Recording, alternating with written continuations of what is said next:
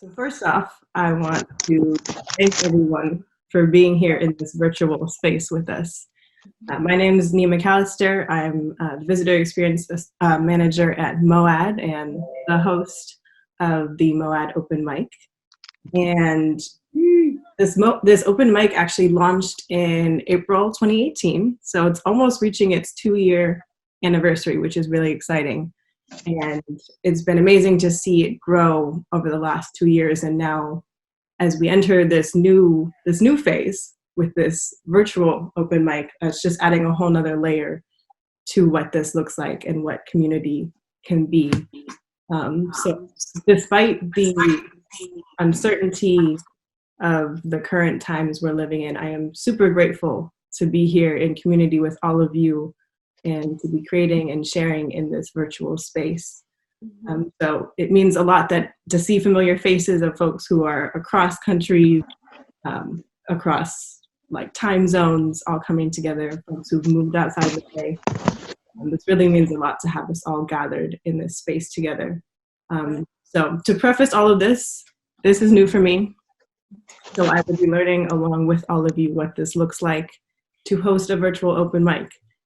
So since we'll be kind of shifting from what it looks like to be in a physical space together, there's just a few basic ground rules I want to go over just so that we can all respect this time and the virtual space together. So first of all, once we get started, we'll be having open mic for the first section of the event. Thank you to all the folks who've signed up in advance to read tonight. I think we have about 22 people, which is really exciting. And then that will be followed by our feature tonight, Tongo Eisen-Martin. So very excited to have you here tonight. So I just ask that once we actually get started with the readings, that everyone mutes their audio just to respect each other. But because open mics are all so interactive, normally I think affirmations are always important in responding to each other. I do encourage folks to use the chat box in the side. So whether that's like virtual snapping or clapping or sending affirmations to each other, that's definitely encouraged. And then if you are one of the readers for tonight, just make sure that your audio is back on when it's your turn. You can choose whether or not you want to have your video on. And let's see, anything else? In the very top of the message, I posted the list of folks who signed up in advance. So between each person, I will introduce you, and then the floor is yours. You have 4 minutes, so pick one longer piece, a couple shorter pieces, and then again, respect everyone's time and space. And then if folks, for some reason, if there's a lot of folks who aren't in this space that signed up after our feature, depending on the time, perhaps we'll have room for a couple other folks. So that was the introduction, and I'm really excited. We have 67 people right now. Wow. Which is incredible. So again, thank you all for being here. This means a lot for me to be in this space with you. So let's kick it off. Our first reader for tonight is Kimi Sugioka. Welcome. Kimi. Hi everybody. Hi. This proves to be a great distraction for me because I was just told by my doctor that they're going to test me for COVID-19 because I've been sick for so long. So I'm really happy to share this space with you tonight, and I don't think I have it. My first poem, 2 short ones, is Princess. These are both new poems. The Princess cruise ship docked in the bay lights up at night, reminding us that COVID-19 is not leaving anytime soon. It is strangely comforting to write my will with signatory witnesses. My teaching assistant of 18 years is fuming mad because I suggested she take a Chromebook from the classroom because she has no computer. She is livid because she thinks that I am asking her or telling her to go into the school. Suggestions are not recommendations. Can anyone tell the difference anymore? The sky is storm gray. A cold wind blows from the princess, shifting waters while seagulls marshal the shore, as if to say, this is ours now. My second poem, thank you, is called Instructions. Render, tooth, jaw, femur, lung. Resist nothing, embrace everything.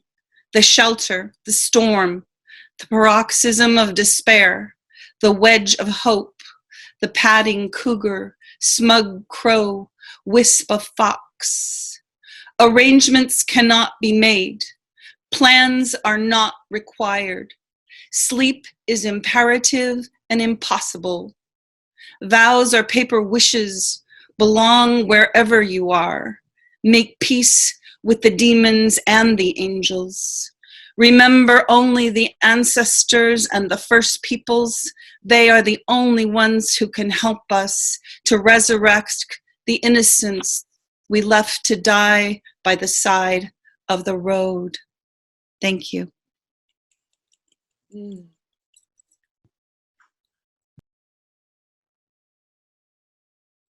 Wonderful. Thank you so much. So next up, we have Karla Brundage. Welcome. Thanks. Hey, everybody. This is super cool.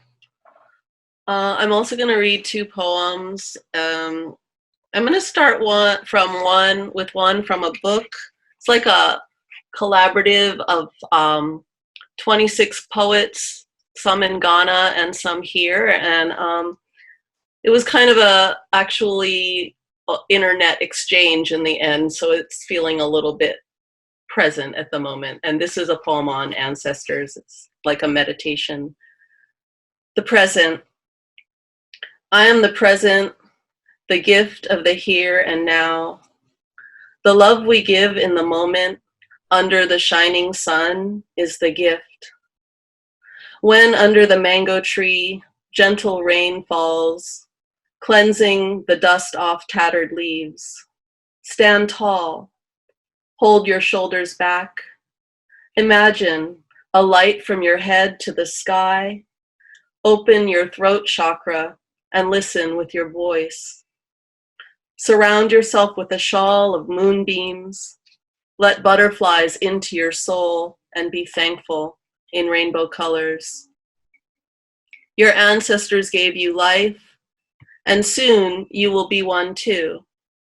Give back to the community with deeds, not words. May your prayers be grateful. You have so many talents. Open your soul to the ocean of love before you. And then this one's a little more personal. Thank you. I haven't really been writing much since this shelter in place, and I'm in my house pretty much alone. So I've been thinking about important things like my family. And so I wrote this for my daughter when she went to college. It's called Empty Nest. Empty nest, creeping up my chest, an ache, a loneliness, gnawing at my back. Muscles contract, the spine, the shoulder blade, the heart. Where will I be without you, daughter? As you fly away, fingertips scrape the sky, collecting stars. I imagine your room vacant, cannot swallow. My purpose accomplished, my fears defeated. You now grown and graduated, my empty nest, my emptiness. So selfish is this desire to keep you with me, but so strong. I fight my own urges to forever shield you, womb of my womb, from the natural disasters that await. But your time is now. Your time to give birth to yourself, to move away from me, to give me back to myself. Yes. That was beautiful. Thank you so much for sharing. So next up, we have Tavaras Blackmon. Are you here with us? Yes, I'm here. Wonderful. So I'm going to read two pieces. The first one is called Pollock in Blackface. Blame it on black invention, a silver note in the bleakness of American gray. Blame it on jazz, smooth, discordant. Smoky clubs, black turtlenecks, black rim glasses, round midnight, beatniks. Every post-war jazz musician is playing beyond segregation. Beyond segregation, jazz. Every time they play, it is an extension of their intellect. Every performance of black mastery is an expression of genius. They push harder because they are born harder. They play longer because their patience is long. Put an abstract painting in the bathroom, over the bed. Coltrane is warming the syrup of a saxophone. Davis is quantifying the math of sound. Fill the white cube with white art, influenced by black joy. Even a sinew of authenticity from the husk of strange fruit is enough to fool the white collar. And this next piece is my most recent work. It's called El Bailar Terrible. It is from another commute as a culture worker that I find myself in the off-ramp. Another commute like the others, where I have contributed one more clink to the carbon footprint. Damn. And like many others, I check the weather. I watch the sky for change, the lawn gone brown. Within what is not an American dilemma, in the seemingly commutable American city, the night has crept into this February like a shadow on the periphery. First slow, then all at once. And I don't mind the dark, but where am I if not at the end of another day like the others, where the day is too warm, the people encumbered, the city growing overnight? I turn to the college radio station, dark wave, electro, mood. There is a distinct 1980s feel about this Reagan atmosphere, Knight Rider-esque with Speedball, where there is no romance, predatory lending and violent police policies, where there is faceless sex. And in just a moment, the pulse, zap, and breathlessness of rapid BPM sound unfolds in the mind. There is this shadow, creeping, apparent. At first an apparition in this country full of ghosts, then too real. A homeless man is swaying almost rhythmically to the music he cannot hear. Is this real? Where is my body? I am stopped at another stoplight, watching the American tango, in a pause between the in-between, enraptured by my America with a gutter climax. I used to give the cockroaches name, but they just stare. The debt collectors call me by names I haven't heard through the purchase of bulk data from the college database. And I am far from complete. I am fractured, broke. But I am complete watching a cardboard sign swing as if on a hinge of unkept promises, where I am complicit in my legitimizing, rational distance, and pornographically adorned digital compartments like a masturbating god, a man who was caught in the moment of marginalized capital gain to escape the trouble of children. While like a tender sore pressed with subtle satisfaction, the children revel and dance, a salvation of music not real but not unreal, and I am too fat to dance, but the music is good. And boy, he got spirit in the halide afterglow. Thank you. Thank you. Wonderful. So next up, we have Linda Faith. Hello. I will be reading two of my poems. The first one is titled Annabelle, and it is reflective of the current time. So, Annabelle. Annabelle, my closest friend. Her laugh's infectious, her eyes hazelnut, her frame slender, her fingers bony, her nails often colored in pastel pink. Annabelle, the most generous, always thinking of me, with a cup of latte and an almond croissant. Cooks my favorite shrimp linguine, loves books and shares stories with me. Annabelle has a virus. Its name, a mystery. The virus is a killer. It stole her smiles, and our giggles, and our plans, and our walk on the shoreline. It stole my latte and our plans to meet the right guy. All has changed. All has changed. A pathogen called COVID-19. In such a short time, a little time, Annabelle gasped and gasped. In a few days, she was laying with her eyes dim. Annabelle went silent. She did not look at me. She looked past me, looking at the past, knowing there is no future. Her, her hazel eyes admitted there is no future. And then her eyes stilled. She must have seen an angel who had come to pick her up. Annabelle, my dear friend, my mate, it is your time. The virus has taken you. Annabelle. Okay. The second one is titled Dreams, and it goes like this. Dreams are only dreams until they become real. They are like a figment of our imagination, whirling around, almost tormenting. We crave them to be true, hands stretched to nothing. Dreams can make us crazy. Dreams can be like a cloud, dissipating like a puff, no longer to be seen. Dreams can be like liquid, flowing through the fingers of the dreamer. We can have them today, but they might just slip away, or never even be within our grasp. Dreamers smile at nothing, chuckle like a drunken sailor, are gladdened by what only they can see. They pursue the dream, they pursue the cloud, and forget what is real. Their sheer fortitude at times drags the dreams into existence. Dreams can be had. For some, it might be luck, and for some, sheer hard work. Dreams. Thank you. Thank you so much for sharing. Thank you. So next up, we have Josiah Luis. Welcome. Hi, hola. Okay, I'm just gonna do one piece. This is actually, I wrote this morning because lately when I go outside, I've noticed that the cuervos, the crows, are laughing their ass off at us. As we all know, deep inside of us, through our mythologies, they've helped us out in the past, but I'm not really sure if they're going to help us out this time. So this poem is dedicated to the cuervo, to the crow who was laughing his ass off at me this morning.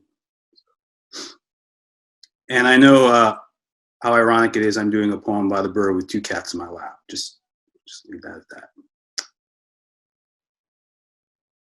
The cuervo has been here watching us since before he was another cuervo. Perched on a tree branch that is ni de aquí, ni de allá, and staring with black pebble ojos at our comings and goings. The cuervo has watched one sunset after another take its turn in el cielo and crack like a huevo that got dropped on the kitchen floor. The cuervo has stared at our skeletal skylines, our megaton churches. He's heard the white man's burdened silhouettes screaming at each other in carpool lanes and at spiritual retreats. The cuervo's heard the cannibal children's wish lists and seen how cute the parents think it is. The cuervo has watched famine and flood fall from the mouths of rich men and get shared thousands of times on social media before settling right outside the window like La Luna during a bedtime story. The cuervo has been here watching us since before he was another cuervo. He has seen one holy day after another get set on fire. Watched our ancestors get wrapped like leftovers in tinfoil and sold as good luck charms. The cuervo's seen the old folks devoured in 21st century rituals that involve motivational speakers and yoga mats. Through the kitchen window, the cuervo has seen thousands of crucifixions on Netflix.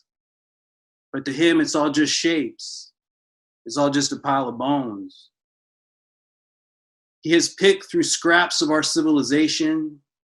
He flies off with shiny objects that were once inside of us, that fell out of us at the strip mall sacrifice or at the Flowery Wars theme park.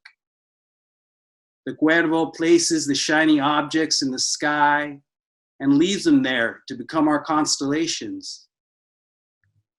That's as close as the Cuervo is ever going to come to communicating with us under this Quinto Sol. This time around, he's not going to burn his feathers for us. He's not going to bend his beak for us. Instead, he will perch on a tree branch that is neither ni de aquí ni de allá. And the Cuervo will wait, and the Cuervo will laugh.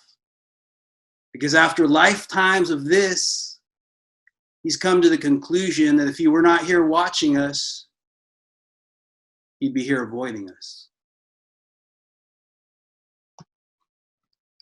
It's beautiful. Thank you so much.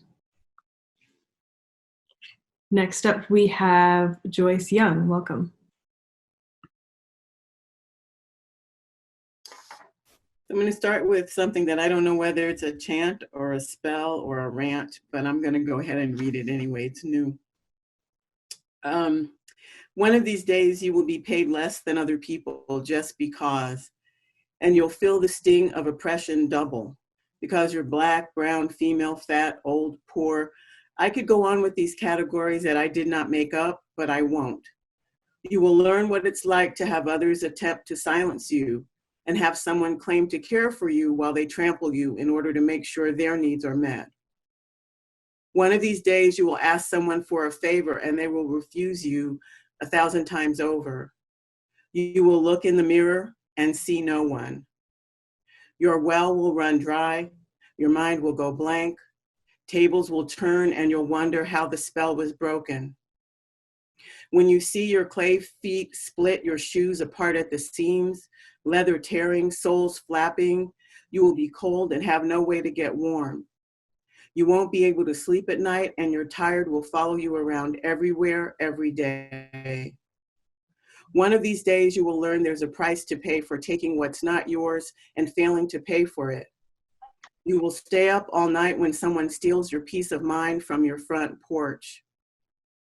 One of these days you will keep your big mouth shut while others are talking. You will learn to listen and be a student of the world rather than a lord of ignorance with empty ideas and non-existent dreams.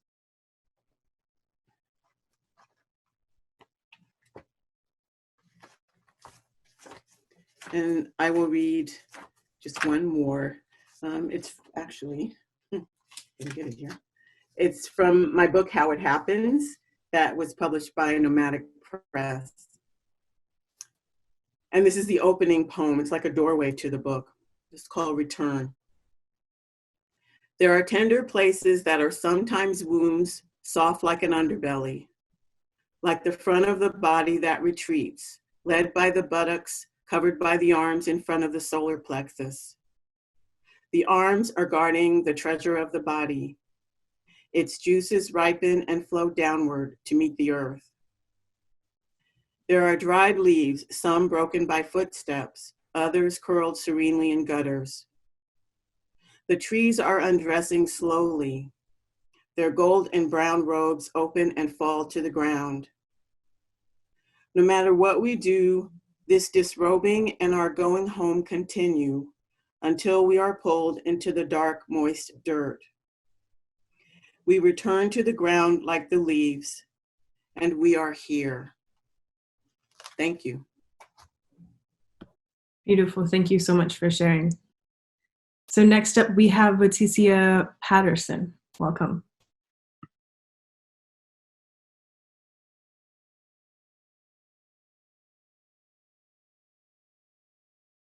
Are you here with us?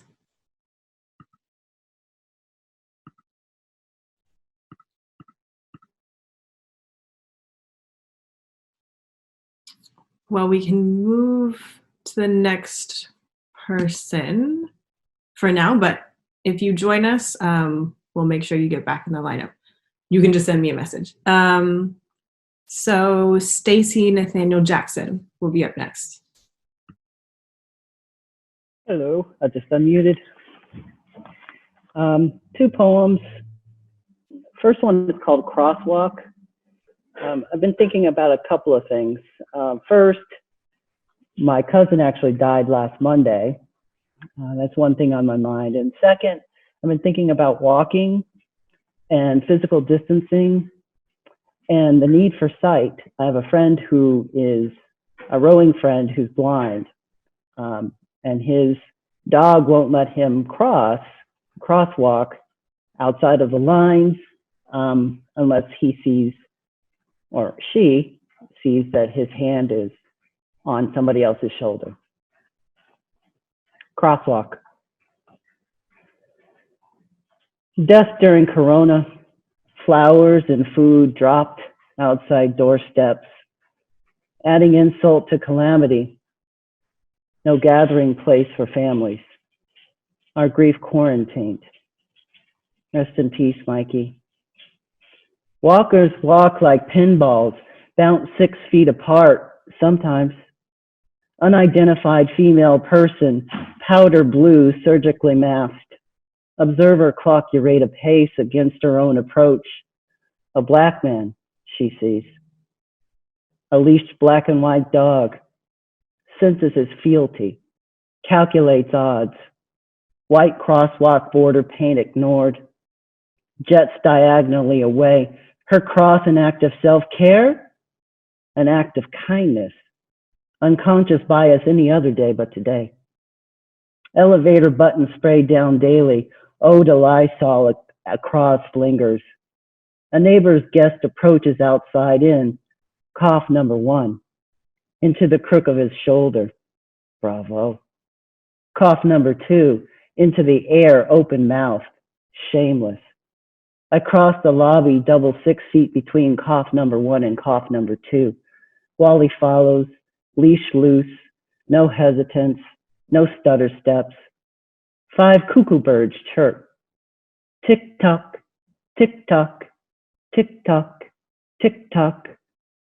Electric sparrows wait their turn.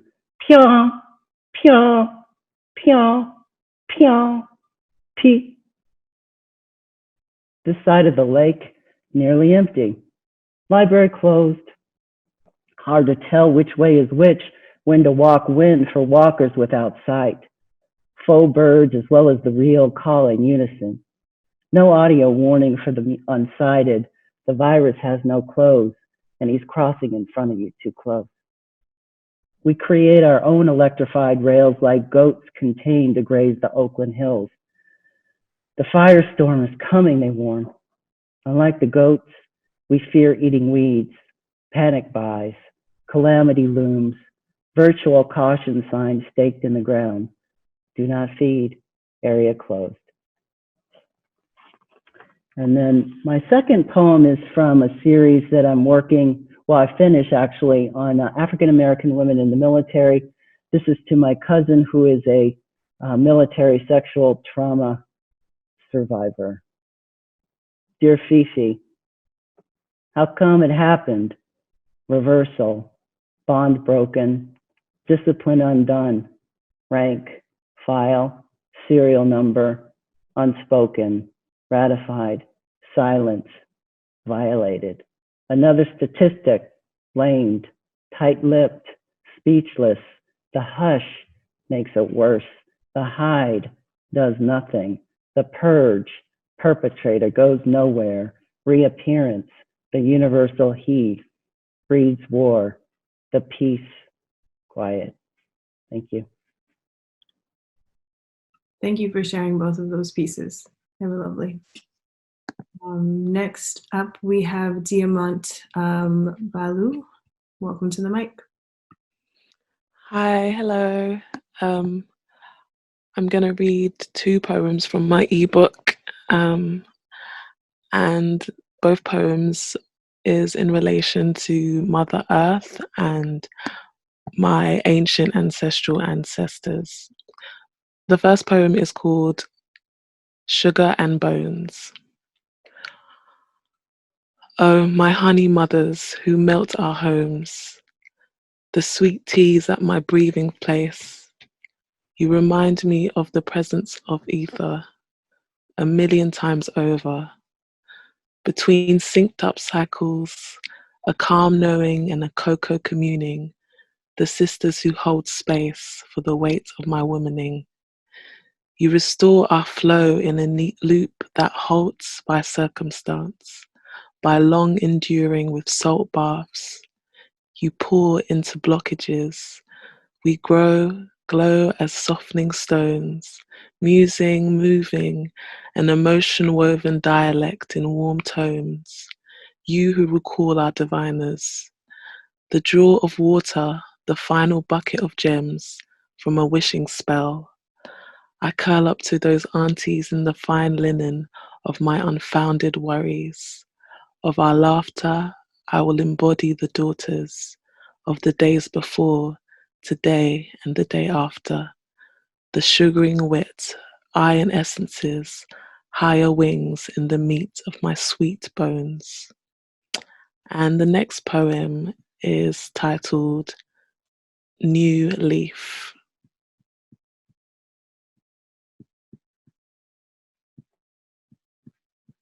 Sold by hands that bear old needs, a seasoned apothecary. I meet him to give myself freely. He meets it, knees bent, planted, sending me to the roots and back, sowing soulless seeds, growing 3 trees in his own back garden. Beneath his own imposing sun, they will bask and I will burn from the lack of reciprocation. I leave the lessons leave me yearning the fruits, a bitter juice for learning that I deserve more gold, more bliss. Here's to the gift when I return and turn over, one life over. I'm becoming a new leaf for the next time being. Thank you. Thank you so much. Those were both incredible. I think it's really exciting to hear all of this bird imagery that everyone's been sharing. We're all on theme tonight, which is lovely. Yeah. So next up we have Yeva Johnson, one of our regulars at MoAD Open Mic. Welcome. Okay. Hello, everyone. Thank you for being here. I have one poem. I thought I'd do a little music, but I feel funny. Next time. It's going to be, it's one poem. It's new. It'd probably change. And don't quote me on it because I could get in trouble for it. Okay. It's called Pandemic Purgatory. I hadn't really thought that I was at risk. A slow creeping virus, invisible particles creeping and sailing over the globe. I tracked the progress as I was wont to do. Wuhan, Singapore, Hong Kong. There were protests there, remember? What happened to the outlawing the use of face masks? Hong Kong's officials threatened enforcement. I thought, no good can come of this violence. Where back home, the only boundary I can manage to pull together is a little strip of yellow Post-it note over the secret eye of my computer, which I only remove for special meetings, like writers of color coming together to touch electronically in this time of turmoil. By this time, I knew I was at risk, and in more ways than one. So I sought shelter with writers because I have tired of living my double life, both as a patient, immune compromised, isolated. I have a home. There are over 100 people without homes in the alley behind my apartment. When I leave each day for my mandatory job, where I am a doctor who must touch anyone who is sick and try to help, but I try to wash, and keep my distance from my coworkers so that I can keep all the patients, including myself, alive in the midst of shortages I've never seen before. And it's been the first week I've driven to work without that fear of driving while Black. But there are so many people on the streets and in the parks that I fear enforcement will soon get back to the same old, same old. And my workplace is so disorganized and in need that they haven't thought up printing passes, which means when I go to work, I leave my home, but may lose my shelter. As I tracked this virus, I hadn't really thought. I just hadn't really thought I was at risk before. But in the midst of a national emergency, or not, there is no boundary around injustice. Thank you. Thank you so much for sharing, Yeva. Let's see. We have Adrienne Oliver coming up to the mic. Welcome. Hello, thank you. I'm going to read one longer piece, and it's titled Resist Trance. 1. Trinity. Resistance is futile when you plugged in the stream. With your mobile device in your palm like a remote, you controlled, GPS'd, locked down. Then you gave your fingerprint, your face, your spit away to conveniently unlock your phone and lock down your location, your DNA, your life. 2. Geppetto. There is a silver lining in all of this, and it costs $497 on a payment plan of 3 installments. You can buy your resistance in a bundle for a discount. And you can get off the couch plantation that the FCC built for a small nominal fee. I don't want to move. Movement is like the chicken who had the egg eat her chicken and became full of something like chicken egg chickens. But wait, that's not all. For an additional $19.99, we can get you free from streaming TV. The Riddler still has us in a trance, you know. Netflix, Amazon, Hulu, who knew? Weapons of mass intellectual stagnation. Bodies occupied in sitting positions. Yes, you are watching a very smart documentary about an important person, a powerful moment in history, a revolutionary plant-based diet, and yet you are still sitting, watching, consuming. What would it look like to have a community conversation? To learn our history through human-to-human contact. Don't you want to get free? That sounds good and all, but I'll be 1, 2, 3 me DNA sample down then. They got me then. I feel sluggish, weighed down, low battery, need a couch, always searching for a plug, massa, binge-worthy TV. And just when I'm all charged up, an update is automatically available for my convenience and shuts me down. I remember not being like this, walking, reading, being in the sun. But let me think about this bundle. $497, even in installments, ain't realistic. But don't delay, buy your resistance bundle today and we'll throw in the list. The list, you know the list, the one that lists everything Unilever owns. The real resistance is in this list. With this list, you can protect the farmers market from extinction. Be a real revolutionary. Buy local. Start by buying your resistance bundle today. That sounds good, but I ain't got my rent money. I do want to get free though. Do y'all accept credit cards? Message from our sponsors. This poem is now deleting and updating the apple God forbade us to eat. Thank you for listening. Thank you for sharing. Wonderful. So next up we have Akelia Lewis-Ross. Hey everybody, peace and blessings and prosperity. I also have some folks joining me, my 2-year-olds in the background, and my husband just came in, so you guys might hear them.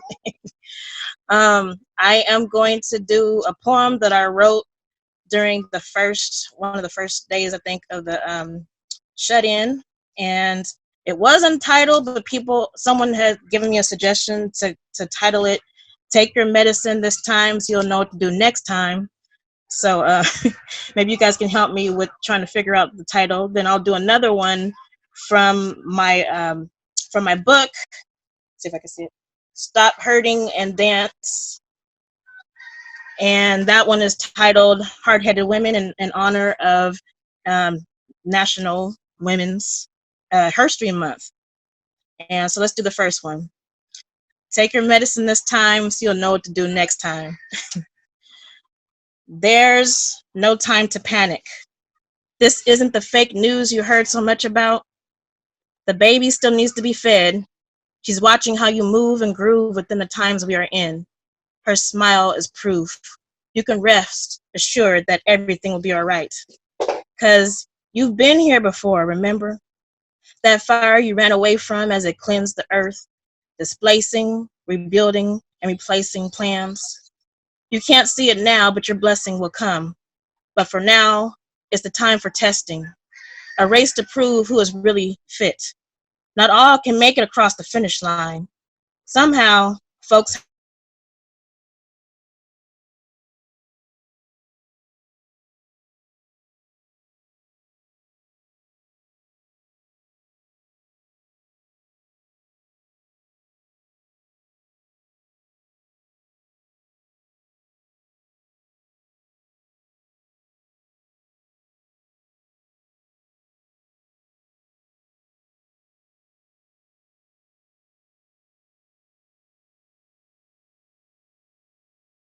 with our hands, we build nations, uphold solid foundations, sketch pyramids amidst the muck and grime.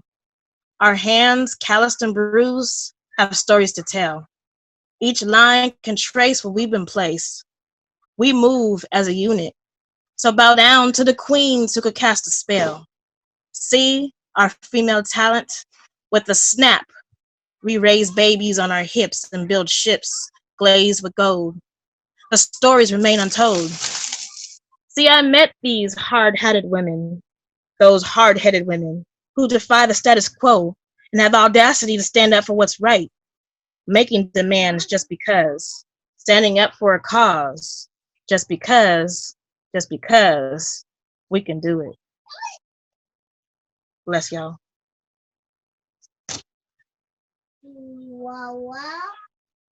Wonderful. Thank you so much. So, next up, one of my favorite poets, Tarita McKell.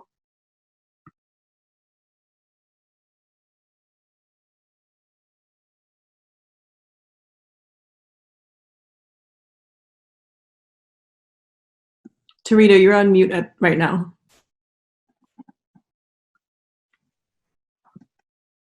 Okay. Great. Alrighty. I can't do anything with chat because it seems like the screen has been freezing up, and it happened earlier today on another conference. So forgive me if I'm not saying anything. So today, the morning started like this.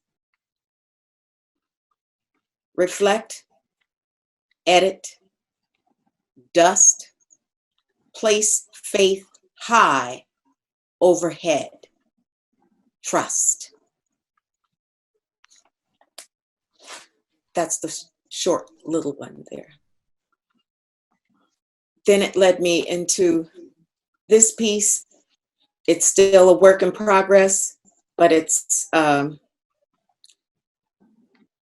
something is going on because I asked for a sign and a friend of mine sent me something they would know that ties into this. So here it is. Fannie Lou Hamer said, memory is an insurance policy against loss. Randall Robinson said, the cruelest thing you can do to a people is take their memory. August 2015, daybreak, soul wakes, Saturn day sends 27 bones on a mission. In room eyes stop, watch, title face a bed. Watch this title face the bed. Claiming Earth, Race, Rage, Rape, Redemption by Hakeem Madhubuti. Book glares, I stare, remembering. This is another order unseen. Then hand reaches behind that book to reveal we charge genocide, crime of government against the Negro people. 242-page petition delivered by Eleanor Roosevelt, wife of former President Franklin Delano Roosevelt, to the United Nations in 1951. 1950, what? 1951. Paul Robeson, civil rights activist, signed. Memory is an insurance policy against loss. Memory is an insurance policy against loss. The cruelest thing you can do to a people is take their memory. We charge genocide? Look it up. See Sandra Bland's mother's Facebook page titled, We Charge Genocide. Day later, Native American event, table displays, brochures cascading. We charge genocide. We charge genocide. We charge genocide. We charge genocide. 3 sons later, attend book signing titled, We Charge Genocide 2 by Tongo Eisen-Martin. Didn't know he was reading tonight. Because memory is an insurance policy against loss. Memory is an insurance policy against loss. The cruelest thing you can do to a people is take their memory. Take their memory.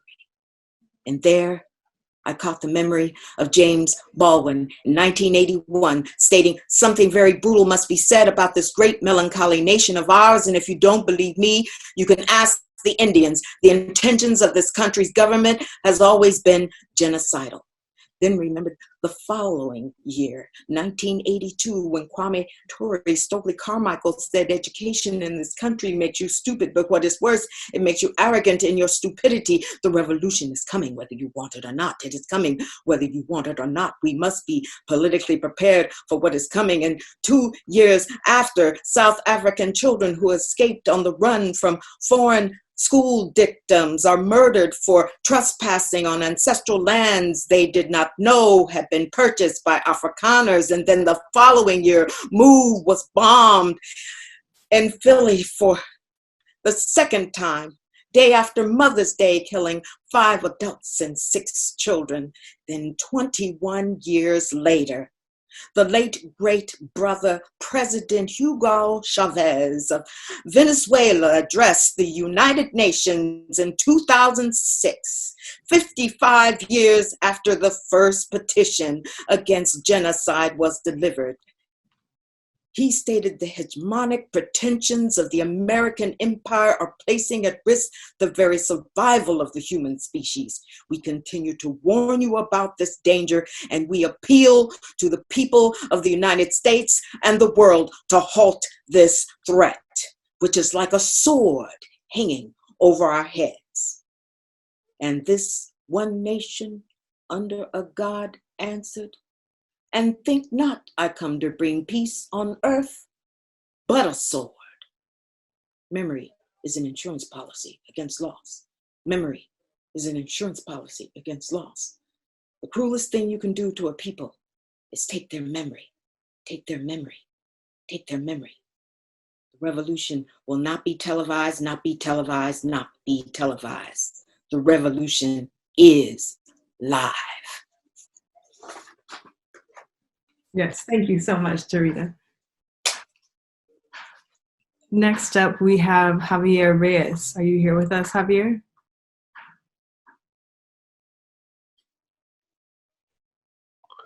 So Javier texted me. He told me he's not going to be able to perform today. Okay, all right, thank you for letting me know. Next up is Norm Maddox. Hey, yo. How you doing? I'm doing fine, thank you. Not home yet is the first piece I'm gonna read. Not home, not yet. Walking familiar streets, getting off at the same train stops. Knowing New York like the bottoms of my newborn daughter's feet. I used to kiss toes with my eyes closed. Not the same feet anymore, grown flat and calloused, like an attitude that needs changing. Not home, not yet. I am still invisible to the eyes looking for the me that left 3 lifetimes ago. New York doesn't remember me. Millions come to make it home, change the landscape with every arrival. Rush, rush, catch-up pace, wearing life out of all of those trying to keep up. Still they arrive, unknown, unnamed, ear plugged in, or just avoiding making eye contact. I am present to demonstrate how to take refuge in a strange land where strangers are more accustomed to being ignored and invisible, out of place, because this one doesn't belong.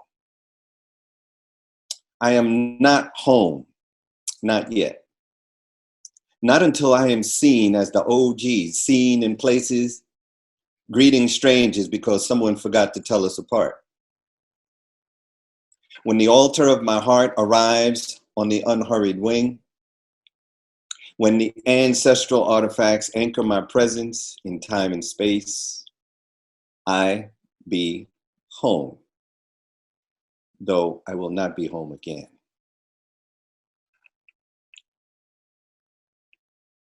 Second piece, that first piece was one that I wrote when I got back to New York in July. And this piece I wrote this week, and it's called In Over My Head. Living life in over my head, being held hostage by promises from another lifetime, waiting to be kept. This model off the assembly line was created to fail, perfect in its execution. Faulty parts, sold for parts. Fractured tools, building castles of sand around moats, fabricating dreams that swallow the dreamer. Rising tides drown the blueprints. Inky plans dissolving. History buried under lies and broken promises like treaties written in the lead of bullets and the blood of sisters and brothers making us ancestors before our time. Limbo on the bridge between then and now, between nightmares and real life, between history made and what happens next. Hope becomes a rogue warrior, escaping the void, looking for other wounds to heal, trying to remember where scars came from, recreating trauma to remember where lessons failed, lessons learned. Like crossing space wearing a snorkel, exploring the dark, your own beacon lights the unfolding path in all directions with faith. My next strokes will find traction and leverage against the inertia of fear. Oxygen will fuel my next breath, carrying a roar of justice, so future ancestors will remember peace. Ashe. Thank you so much, Norm. It's good to hear your poetry again. Glad to be heard again, thank goodness.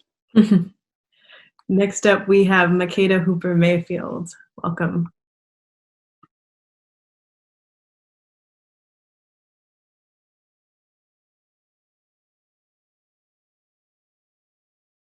Are you here with us?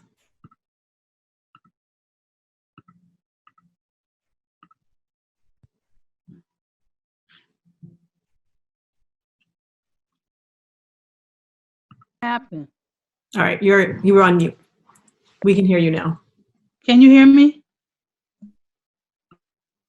Can you hear me? Yes, we can hear you.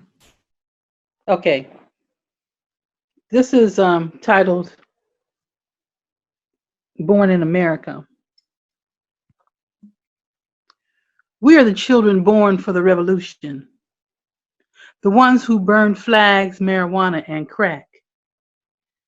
We believed in white Santa Claus and Easter bunnies and red, white, and blue stars and stripes lies. The ones who placed their hands over their hearts every morning for 12 years on the schoolyard and pledged allegiance to a flag that didn't wave for us, our black daddies, or our light-skinned mamas, just to the republic for which it stood. We are the fruit of those who were born in number 10 tubs. They couldn't read no fairy tales or bedtime stories, so they moaned and rocked and sang and sent their children to school. And this story had been hanging on a rusty nail in the corner of my mind, just rotting away, the stories of the old folks, the ones they told and lived out about lynching and fear and freedom and burning crosses in one nation under God. And it's about the baby girls who ran off and had a baby and how one morning she woke up and he was gone and now they call her crazy. And it's for him too, because he don't know nothing about love or staying, so he curls up into a fetal position and sleeps under a concrete bridge that displays the fuck you message of the day. And fear has made him a slave. He stands on the corner with a bottle waiting for freedom to ring, hands and feet chained to the so-called American dream and one nation under God fantasies. Head filled with stories about a second coming, hating on himself and his woman, passing the time, spitting fire and slinging beats that make the children hate their mama. Some are tithing and praying with all their hearts, and they are waiting for a miracle, the kind where young men hang from crosses, part seas, build boats that take them away to a new world or the promised land. But the boat never comes, and they sleep for a lifetime, and when they die, they stay dead. And the women, the givers of life, who cry in the night and conceive babies on gin and juice and hope that maybe this time they won't stay, and that the words that fall from his mouth are truth, and maybe this time he'll stay. It's about the parents who died on the battlefield of drug wars that are held captive in a cell where they are invisible and where there is no liberty and justice for all. This is for the revelations. This is the revelations. This is the beginning of the story. The ink on the empty page will flow like blood. There will be a resurrection and a transformation, and the mind will wake up and live in truth and love, and we will tell the children that they are the light of the world. This is not a poem, it's a movement. Thank you so much for sharing. I had one more, if Wonderful. I may. No, keep going, keep going. Okay.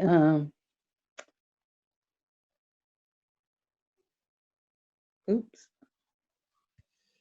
Well, I don't think I can find it. Oh, yeah, here it is. It's called Homeless. I see beautiful, mature women in the community. They're my age. Born in the hopeful 50s, teenagers of the revolutionary 60s. They take good care of themselves. They are higher educated and proper. Some call it class. They married and stayed married. They show up to important community events religiously, bring their yoga mats to class. They are usually quiet and reserved and tidy, orderly, and sanitized. They go to buildings to meet God. They wear wraps and hats and would never wear blouses that show off their shoulders or skirts that flirt around their hem. I wear purple when the color of the day is pink. I sleep in clothes sometimes, then wear them next day if I choose. I fell in love with a man who liked my morning scent and another who was sitting on a bench. Through the years, anything about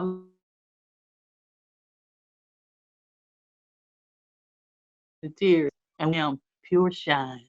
I'm a caterpillar and a butterfly over and over again.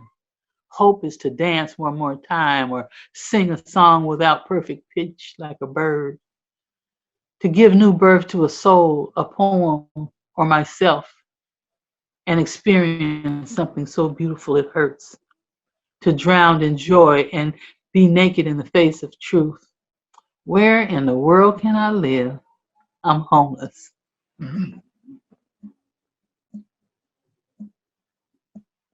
Thank you so much for both of those. You're welcome. Next up, we have Lady Rev. Welcome. Can I have somebody go before me and then I'll go? Yes, for sure. So let's see. We will move on to Radia. Are you here with us? I'm here. Wonderful. So I'm going to share a piece from my book that is on Amazon. It's called The Long Amen. I'll share the beginning. It's called For the Black Girls. For the Black girls whose lives don't look good on paper. For those with food stamps and babies' daddies who ain't thinking about no marriage. For the sun daughter Black girls with lovers, toe rings, and wild purple hair. For the voodoo Black girls with sacred tattoos, ankle bracelets of bells and skulls, and head wraps of roseberry and hyssop. For the free Black girls that smoke herb from kitchen windows on Sunday mornings and wind their waist in prayer in the reggae spot at night. For the magic Black girls who are daughters of root workers, who sprinkle gopher dust onto the doorsteps of troublemakers and have blue hoodoo trees. For the Black girls who don't want jobs and show up at farmers markets and open mics in jean jackets and patchwork skirts, selling chapbooks and earrings from suitcases. For the country Black girls who walk with their hips like Senegalese market women. For the fire Black girls who can cuss you enough to cut your soul. Don't touch their children or their mamas or their men. Those who have cayenne under their fingernails and been fighting since 10, don't fuck with them. For the academic Black girls who show up on time with extra credit reports and color-coded folders and sit through white classes where the word nigga is debated in the name of honest conversation. For the professional Black girls who get sent home for runaway afros and Shaka Zulu locks. For the loud Black girls whose voices split space and time. Those who stop the hearts of child molesters and men who lurk in corners when mothers walk home alone. For the green Black girls who bloom collards and cabbage and apples from urban gardens surrounded by chain link fences. For the Black girls who are daughters of maids who wrapped hair in rags there was no time to comb, of field hands who picked tobacco leaves to buy children penny primers, of colored school teachers who never married but taught a generation of children to read. For the Black girls of grandmothers who had books inside them but worked out their stories in the cornrows of children's hair. For Margaret Walker and Sojourner. For Osceola McCarty and Clara Hale, for Mary McLeod Bethune and Mary Simmons, for the Iami, the sacred mothers, we thank you for birthing us in all our many forms. We say your names. Thank you, folks. Thank you so much. All right, Lady Rev, are you ready? No, one more. Give me one more minute, please. I'm at work, y'all. I'm sorry. I'll go. Jeremy? Yeah. I'm ready. All right, let's get it. So I know everybody's been having quite the writing spree. I wrote something new as well the other day. I want to showcase my third book. If y'all are interested, it's at the MoAD. I can't go there right now, but once we can go outside again, go get a copy and I'll sign it. Or hit me up if you want one. This poem is called Apocalypse Now. So enjoy. Lately, the world has become a quiet place. No more city traffic, no more large gatherings. The deep blue sea can finally breathe. Even the hills, they have eyes. Feels like a sinister conversation between the man in black and the boogeyman, but I can't tell the difference. The only resident evil I see is the government. The monsters in America's closet, us. Maybe the earth stood still and took a seat in the director's chair and is conjuring up the kind of feature film even the brilliant mind of Stephen King could not create. Friday the 13th, the quarantine went from extended spring break to doomsday, but ain't nobody from Planet Krypton coming to save us. These some tales in the crypt. Got everybody pulling up to Jesus or doing push-up challenges. The apocalypse now will be televised and streamed live. 28 days later, I'm convinced all high school seniors will get their diploma in a chat room. The day after tomorrow was child's play compared to what's in the mist today. 2020 was supposed to be everybody's year, but in hindsight, it has become a twilight zone. It may be a planet of the apes after all, if we don't find an antidote to this contagion. If you want to see the purge, go to your local grocery store. Watch humans kill over the last roll of toilet paper. Someone coughed in lane 6, got swept off the floor faster than the Apollo. Society can't hold its horses. Everybody's losing their heads. It feels like Sleepy Hollow. I used so much hand sanitizer the last week, my hands are ashier than the line to get a chicken sandwich from Popeyes. Scrolling my timeline has got me going psycho. My family went to a cabin in the woods, but I had to pass. I've seen the Blair Witch Project one too many times, and I'll be damned if I'm the first Black person to die in this scary movie. If this is the end, I want to go out like I Am Legend, Sigourney Weaver, bobbing and weaving with some aliens, or go toe-to-toe with another kind of species, maybe some ghost of Mars. Anything but say Candyman 5 times in the dark, because shit, life imitates art.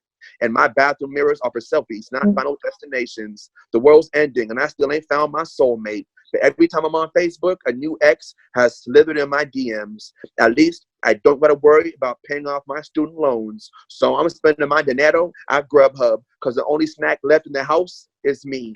And I am starting to look like an American werewolf in London. So I'm stuck on lockdown, drinking Bloody Marys. And all I really want to do is hood rat activities with my friends. We can't gather outside in groups larger than 10. The next time I go outside without a mask on my face, it'll probably be Halloween. And that's okay. It falls on a Saturday. I think I'll be Captain Planet. This year, I know there's a costume my size on eBay, but I've seen stranger things.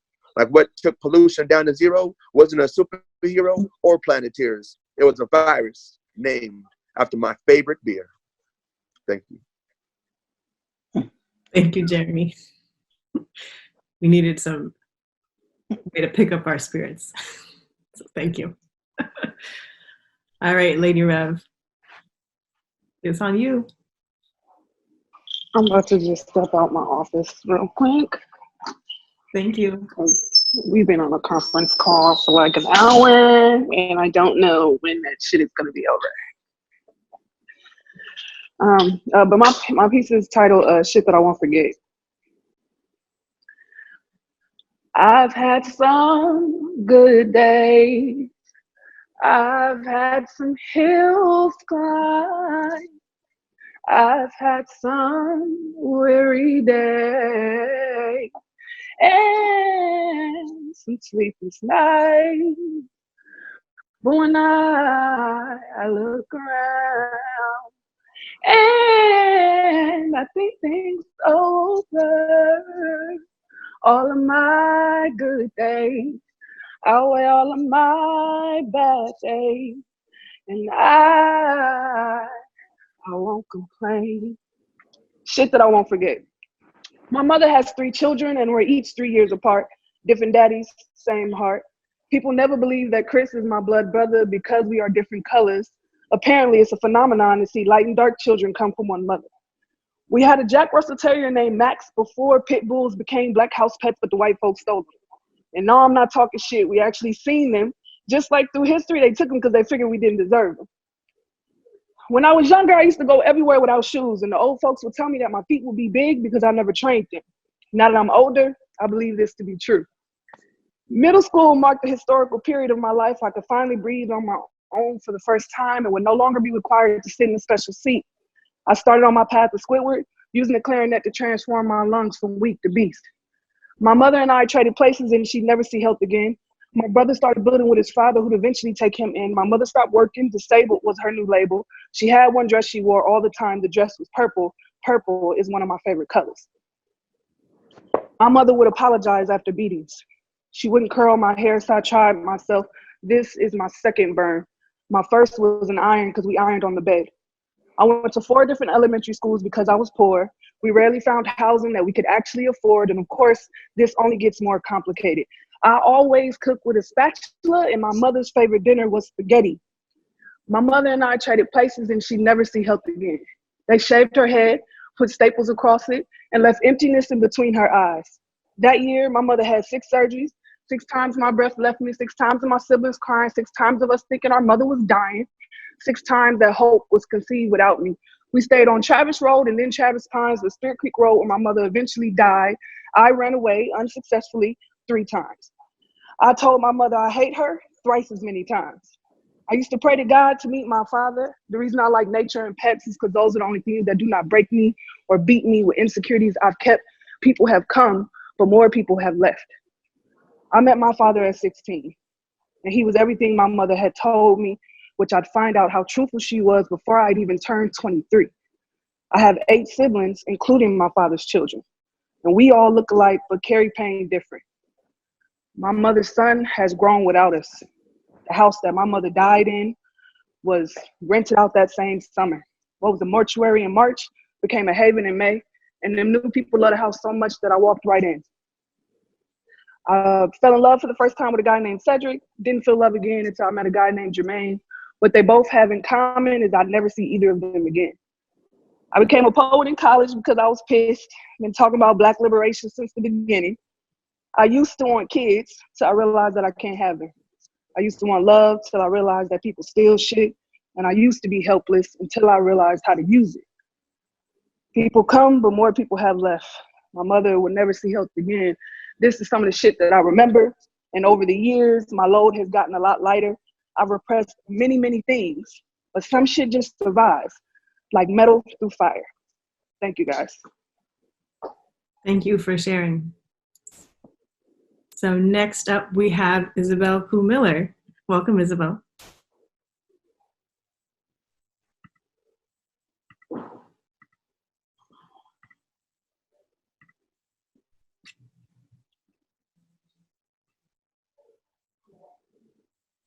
Are you here, Isabel?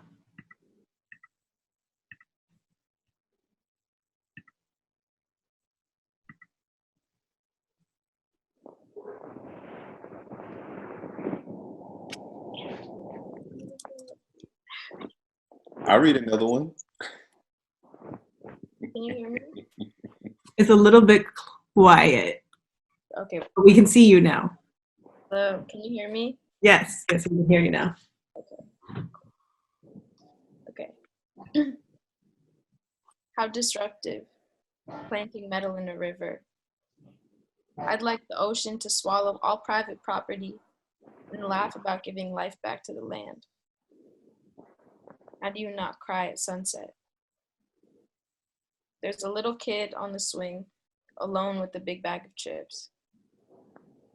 She turns to the highway, watches a few cars before yelling something indiscernible, shoves her head in the half-empty bag, cinches it around her throat, and plays dead. White people continue jogging. I'd like to watch the sunrise again, please. Tie my noose to a plane so I can feel big before I die. I'd like to fuck my queer lover on the top floor of every skyscraper and laugh as we walk out with our horse faggot asses. Nod to security. It felt good for them too. I've never had an uncle try to fuck me.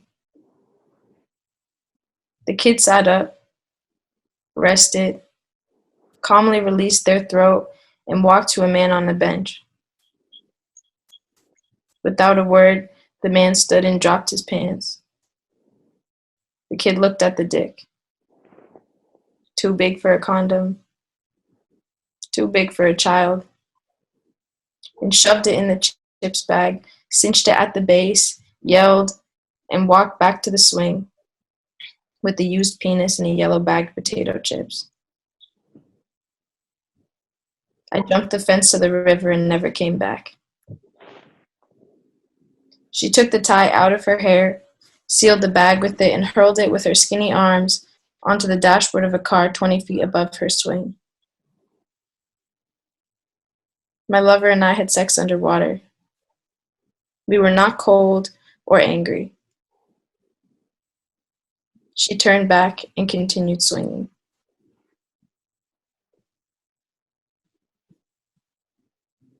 And then I'll read one more. Inside. All the nightmares children have are rememberings. We know there are monsters and that beds aren't safe, but we lie. We lie and lie. And suddenly a reality has been created in which no one can die and everything is for sale. It is frustrating to live in someone else's utopia and know that it's a lie. But you're forced under a bed, and sometimes there is screaming, and some people are happy, and some children are asleep, and there's sunlight sometimes, and sometimes the sun makes the metal around your ankles too hot to touch, but they don't stop touching you. And you know you'd be kinder to the sleeping children than the owners of them, and this, and by that logic, you. And at night, you watch them lie. And during the day, you watch them pretend and lie and show their children coat hangers, but never you. Sometimes they're screaming. And if they are still curious and not also a liar, maybe a child will find you. Or maybe someone will find them. And maybe they will scream, or they will pretend and pretend and pretend that beds aren't dangerous and lie when they need to maintain their pretending. Because if they don't own anything, and the bed is dangerous, there is nowhere else to go. And at this point, there is no outside. Thanks. Thank you, Isabel. You always keep us on our toes. Next up, we have Santo Sol.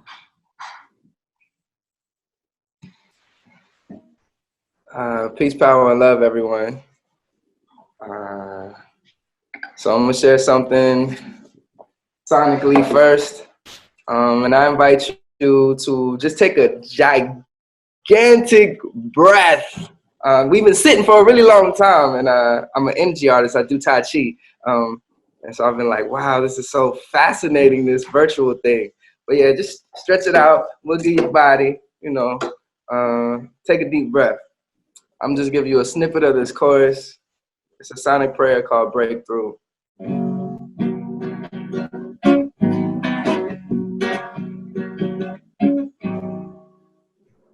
Go deeper, knock harder, reach further till you break through. Go deeper, knock harder, reach further till you break through. Go deeper, knock harder, reach further till you break through. Go deeper, knock harder, reach further till you break through. Till you break through. Till you break through.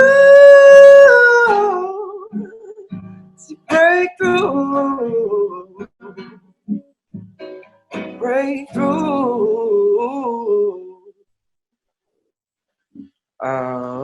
So I'm gonna share something pretty new, like maybe less than a week new. Grateful for the platform, MoAD, Nia, and everybody that has shared. It's called Get Your Energy Up. And for me, your energy, your internal energy, is about your inner guidance, your inner guru, your inner greatness, your inner galaxy, your inner gangster, your inner genius. So get your energy up. Our wellness has a lot to do with our emotions, so we got to keep our vibration high and really be mindful of just the orchestrated hysteria that's being created. But anyway, all right, brand new. Noosh, noosh. Get your energy out. Get your energy out. Get your energy out. Get your energy out. Move your chi, do your yoga, relax and just breathe. Keep your frequency high. Center your energy. You gon' be just fine. Relax and ease your mind.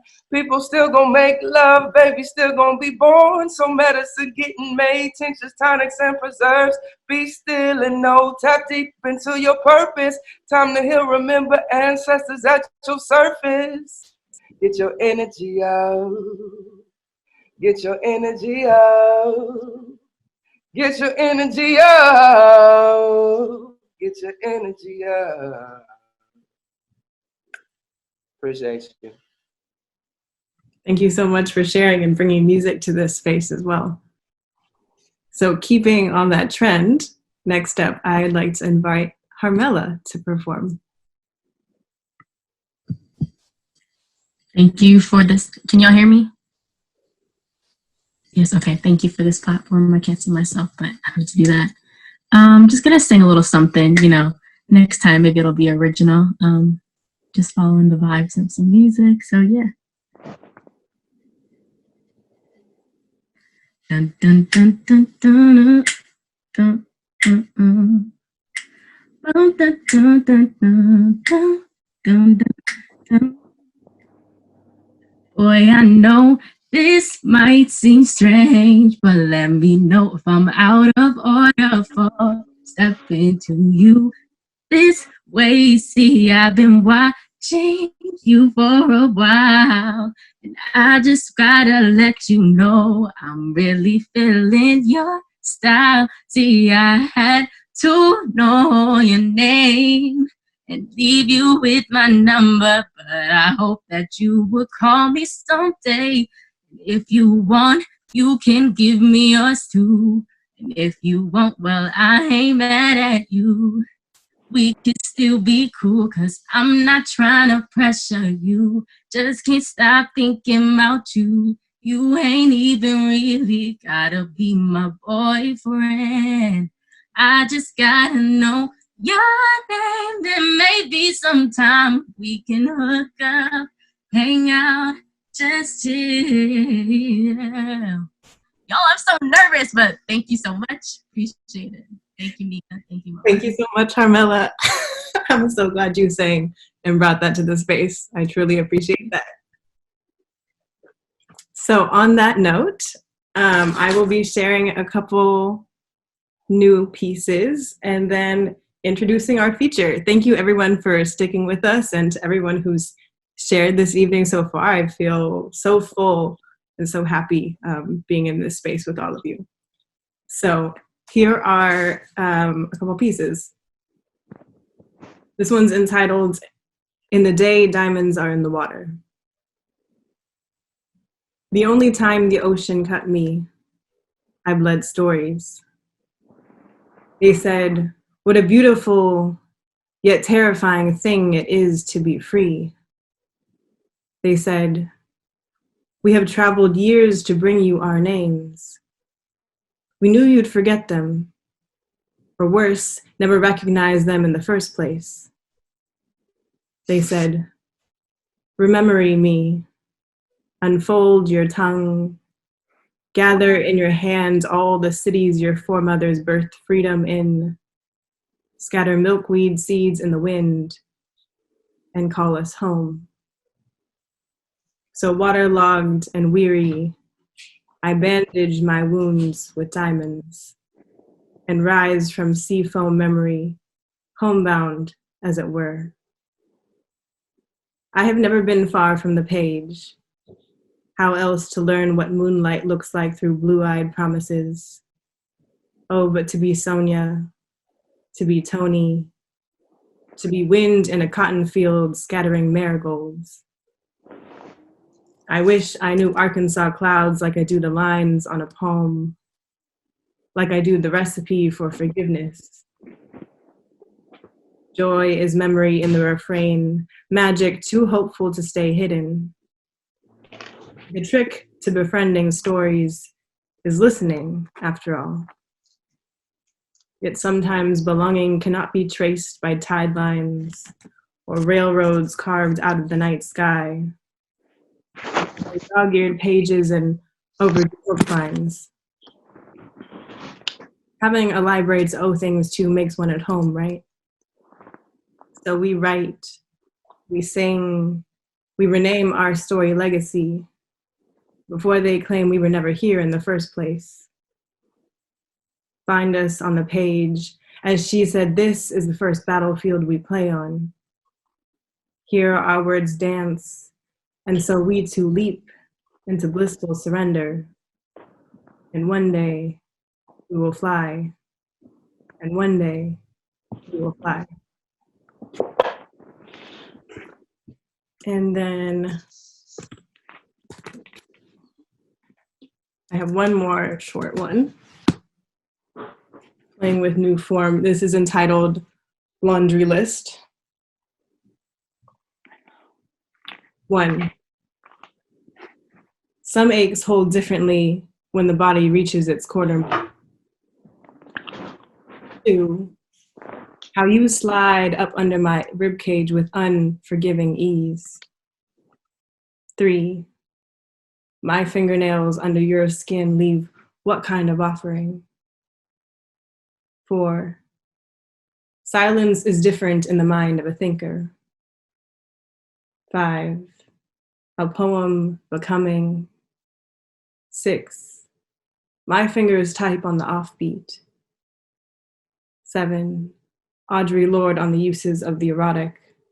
8. Do not question if I know how to multitask. 9. Have you come today? 10.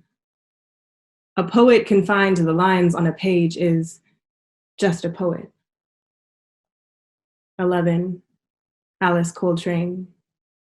12. Use my arm as your base. 13. When do you stop packing for tomorrow? 14. Optimism wears millennial pink to her funeral. 15. Brazilian rap plays in the background. 16. Eyes, neck, kneecaps. 17. Run. 18. Who will protect you if you do not? 19. The poet tells time. 20. Age is a number by definition. 21. We'll have 3 kids. 22. 3 is my favorite number. 23. One day my favorite year left me. 24. I am not ready for change. 25. Every time I enter a church, I expect to feel something. 26. Slow down, baby. We're not there yet. 27. Turn around. We left the quarters at home. Thank you, everyone. So now I am very excited to introduce our feature for tonight, Tongo Eisen-Martin. I will do the official bio and then let Tongo just get right to it. So Tongo is originally from San Francisco. He's a poet, movement worker, and educator. His latest curriculum on extrajudicial killing of Black people, entitled We Charge Genocide Again, has been used as an educational and organizing tool throughout the country. His book, titled Someone's Dead Already, was nominated for a California Book Award, and his latest book, Heaven is All Goodbyes, was published by the City Lights Pocket Poet series and was shortlisted for the Griffin Poetry Prize and won a California Book Award and an American Book Award. Tongo was also one of our poets in residence at MoAD in 2018. And so with that, I will let Tongo just take the mic. What's happening, everybody? Can I be heard? It's good to go. You know, I gotta fight the urge. You know, cats want to break out guitars. You know what I'm saying? I'm like, well, what you really want to do? You know what I'm saying? I challenge you. Now I'm bluffing. My arm messed up, but I don't want no problems. You know what I'm saying? I can't even play this thing right now. So give me a couple weeks, brother. You did. Well, I go to the railroad tracks and follow them to the station of my enemies. Cobalt-toothed man pitches pennies at my mugshot negative all over the United States. There are toddlers in Iraq. I see why everyone out here got in the big cosmic basket and why blood agreements mean a lot and why I get shot back at. I understand the psycho-spiritual refusal to write white history and take the glass freeway, white skin tattooed on my right forearm, ricochet sewage near where I collapsed into a rat-infested manhood. My new existence is living graffiti in the kitchen with a lot of gun cylinders to hack up, house of God in part, no cops in part, my body brings down the Christmas. The new bullets pray over blankets made from the old bullets. Pray over the 28th hour's next beauty mark. Extrajudicial Confederate statue restoration, the waistband before the next protest poster. Hey, by the way, time is not an illusion, Your Honor. I will save your deaths for last. You're witty, Your Honor. You're moving money again, Your Honor. It's only raining one thing. Non-white cops and prison guard shadows reminded me of spoiled milk floating on an oil spill. The neighborhood making a lot of fuss over its demise. A new leg for a Black Panther Party. Malcolm X's ballroom jacket slung over my son's shoulder. Pharmacy doors mid-slide. The figment of village. A new noose to a new white preacher. Wiretaps in the discount kitchen tile, all in an abstract painting of a president. Bought slavery some time, didn't it? The tantric screeches of military boats and election Tuesday cars, a cold-blooded study in leg irons inside a tornado shelter, leg irons inside your body, proof that some white people have actually fondled nooses. As sundown couples made their vows of love over opaque peach plastic and bolt action audiences, the Medgar Evers second is definitely my favorite law of science. Fondled news clippings and primitive Methodists, my arm changes imperialisms. Simple policing versus structural frenzies.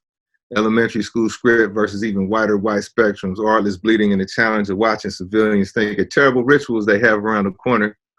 They let their elders beg for public mercy. I'm gonna go ahead and sharpen these kids' heads and the arrows myself and see how much gravy spills out of family crest. Modern fans of war, what with their t-shirt poems and t-shirt guilt. And me having on the cheapest pair of shoes on the bus, I have no choice but to read the city walls for signs of my life. First, I must apologize to the souls of the house. I'm wearing the cheekbones of the mask only. Pill bottle, my name is yours. Name tagged on the side of a factory of wrist. I mean teeth of the mask now. Back of the head of the mask now. A new phase of anti-anthropomorphism. Fending for real faces, stuck with one of those cultures that believes I chose this family. I'm not creative, just the silliest of the revolutionaries. My blood drying on my only jacket, the police state psychic middlemen evangelizing for the creation of an unmasked and unmedgar, blood of a lamb less racialized or awesome prison sentence. Good God. Elder abuse higher for the low. Dog eat genius while a right angle is made between a point on a Louisiana plantation and a 5-year-old's rubber ball 3 feet high and falling like a deportee plane to complete my interpretation of garden variety genocide. I am small talk about loving your enemies a little more realistically about paper tigers and also gold. I need my left hand back. Broke my neck on the piano key, found paradise in a fist fight. Maybe I should check into the Cuba line. Watching the universe last metronome, some call Black Jacobins, they just wait. These religions will start resigning in a decade or two. Some colorfully, some transactionally, in a cotton gothic society, class betrayal gone glassless. I mean, ironically, my window started fogging over too as I was trying to figure out which Haiti would get me through the winter, which poem houses souls, which, socialist breakthroughs like taking 10 steps back and finding stillness. Stillness and stillness among families. A John Brown biography takes a bow. I'm up next to introduce Prosser the Monk. I remember childhood. I remember the word childhood being a beginning. Scribbling on an amazing grace, I rented this body from some circumference of slavery. Remember being kicked out the Midwest. Strange fruit theater, lithium and circuses, like-minded stomachs. The ruling class blessing their blank checks with levy phone with opioid tea. $10 bills yelling to each other, pocket to pocket. Cello stands in the precinct for a company and counter-revolutionaries. My mother raised me with a simple pain. A poet loses his mind, like the room has weather or first girlfriend gravity. Difference between me and you is that the madness wants me forever, a pair of apartments defining both my family, and political composure. Books behind my back, bail money paved into the streets, playing euphoria, euphoria, cliche. Bracing for the medicine's recoil, sharing a dirty deli sandwich with my friends. Black Jacobins, underground topography of grandmother's hands. Psychology of the mask now. Teeth of the mask again. You know, if you reverse the car any farther, you will run over all the scenes in the back of your mind. I never cared for teachers, just the patterns of their fainting spells. Fainting spells induced by wall art. You know what I'm trying to say is propaganda, is courage. The price sticker hides my tattoo. I treasure my problem with the world. My mother comes from Brooklyn first thing in the morning. That's a proverb around these parts, proverb or peasant entrance password. Writing short notes to famous Europeans on the back of postcards with ransom requests. They reply with a newsreel or a cigarette announcement. I can't tell the difference. Noble dollars and you die inside, you know, but only inside. They call it sleeping deeper than your stalker. And stalkers, all that badge makes you, says a great spirit dressed in the bloody rags tuxedos became. Meanwhile, my punch is feared by no one. Proud of yourself, I ask my fret hand. Porch slice is what they call our guns. I've seen this house in a dream. I believe a trumpet was the first possessed object to fly. Keep going, she cheers. The draft in the room becomes a toddler obsessed with an altar. The altar becomes a runaway train. I have 1,000 paintings like these cascading down my skinny arms. Dictionaries piled up to the window bars, a reminder to the population that your blanket can work with or against you. Human reef. We'll be a big human reef for concepts that finally gain a metaphysical nature and they will swim around our beautiful poses. We stopped being flashbacks and stopped being three different people. Then I was alone.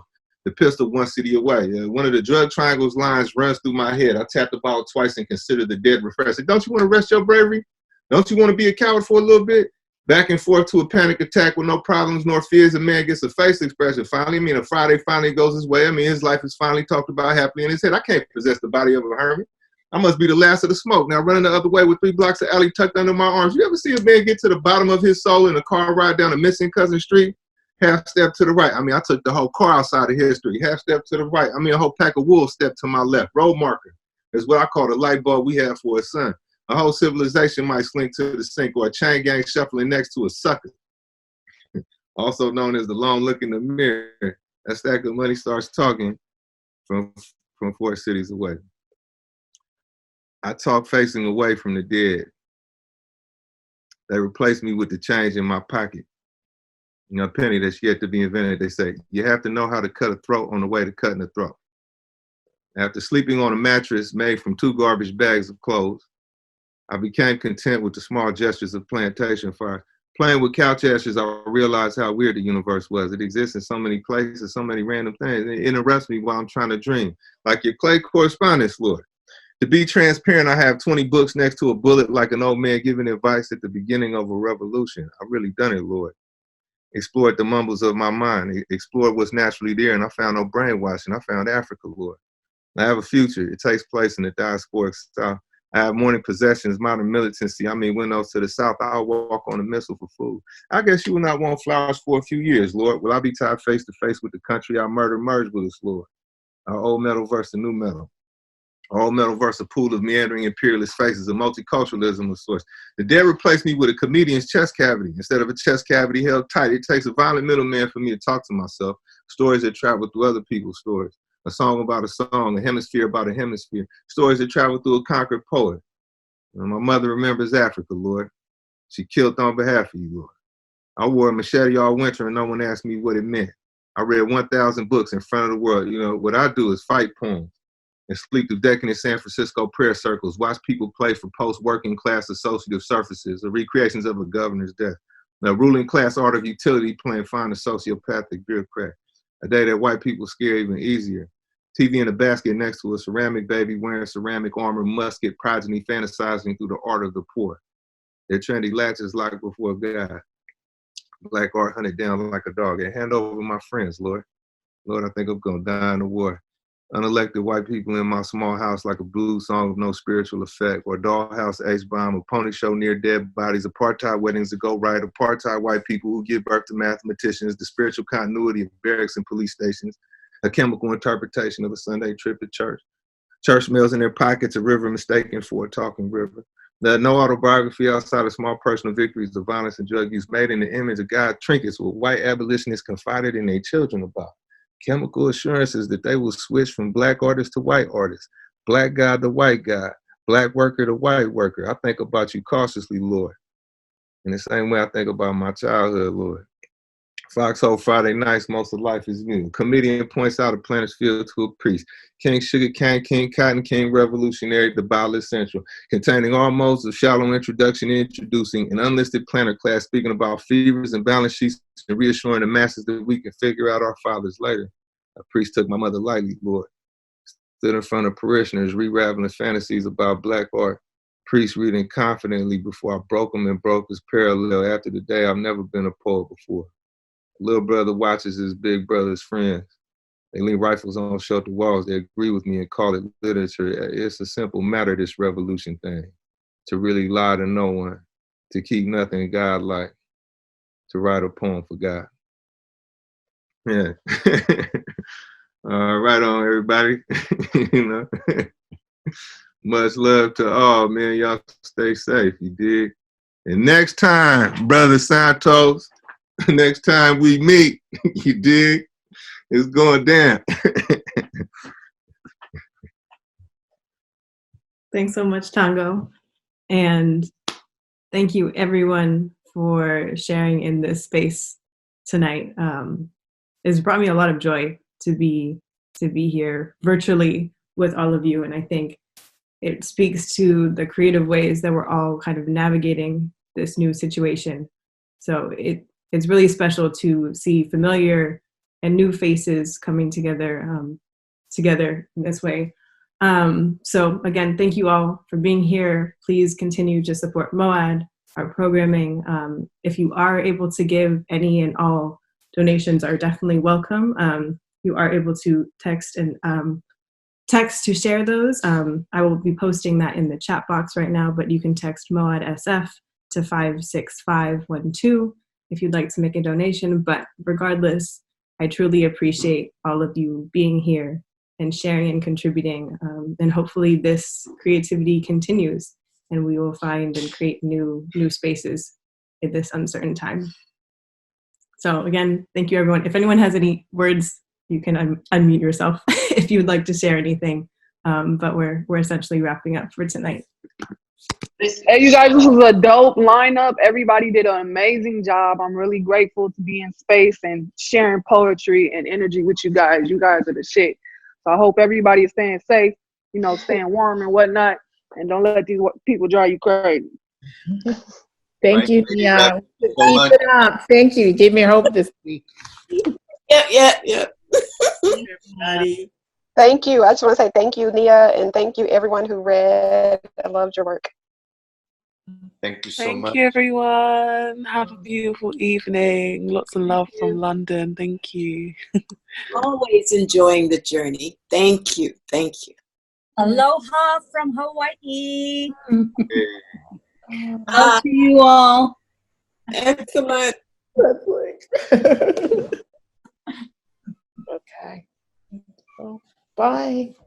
Bye. Sending you love, everyone. Sending you love. Bye. Blessings. See you later. Prosperity.